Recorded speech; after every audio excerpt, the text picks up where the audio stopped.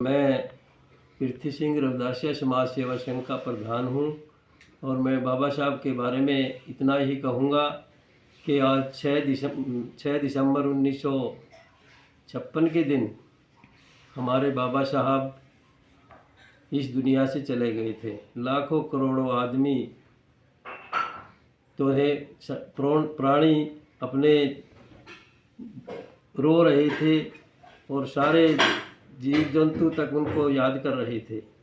और वैसे तो शुरू में बाबा साहब बड़ी अच्छी सेहत थी शुरू में, और सन 1947 के बाद उनका सेहत ख़राब होना शुरू हो गई थी। वैसे तो बड़े अच्छी सेहत थी और वो बड़े अच्छे कपड़े डालते थे और उनकी सेहत देखते ही बनती थी। बड़े लोग इम्प्रेसिव होते थे।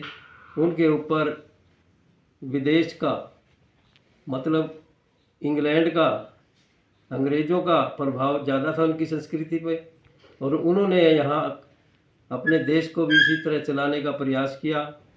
और 1947 में जैसे उनके नाम संविधान, क्योंकि बाबू शप्रूदास ने भी और M.R. जावलकर ने भी इनको अपने संविधान लिखने से मना कर दिया था। तो इन्होंने जब देश ने इनके ऊपर ये जिम्मेदारी सौंपी तो इन्होंने संविधान लिखने के लिए तैयार हो गए और दिन रात संविधान लिखते रहे और बड़ी मेहनत की। इससे उनका जो सेहत थी कमज़ोर होनी शुरू हो गई थी। और वो जो है बम्बई के अंदर माधवराव उसके अंदर दाखिल हुए हॉस्पिटल में, क्लिनिक में, और उनका वहाँ इलाज चला।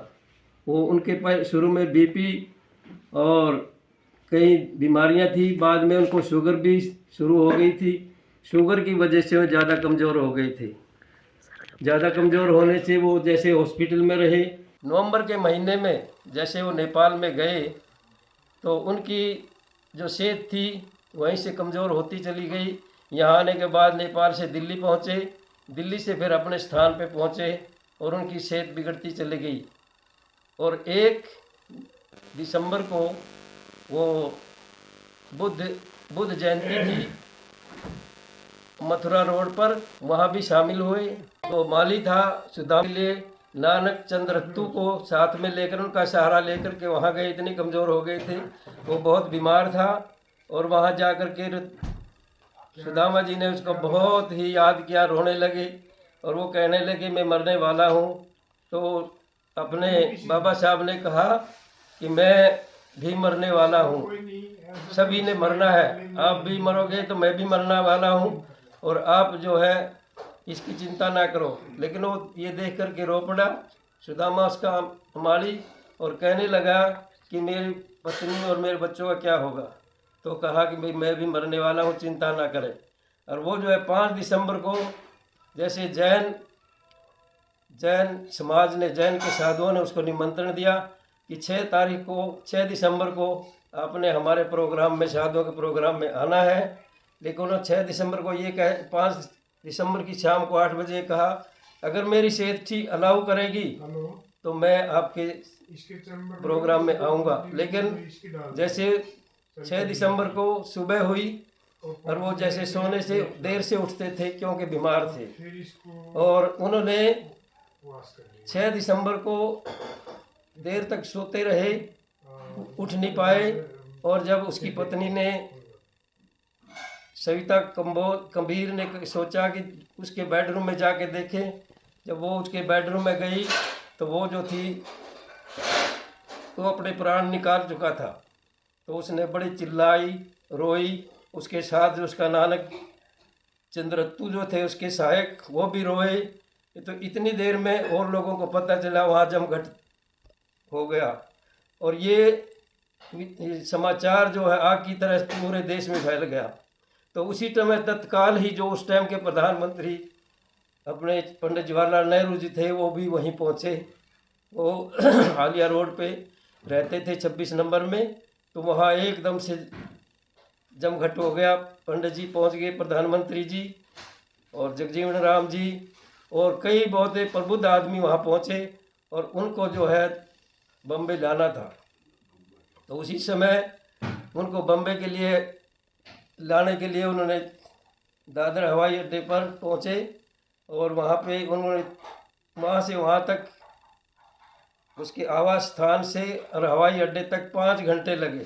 सारी दुनिया माला ले खड़ी फूल ले खड़ी रही और 5 घंटे तक उनका 5 लाख आदमी जो थे उनके उस पर पहुँचे। और वहाँ से फिर वो बम्बे जो है सवेरे के 3 बजे वहाँ पहुँचे और वहाँ पर भी रात को भी सारी दुनिया वहाँ खड़ी रही।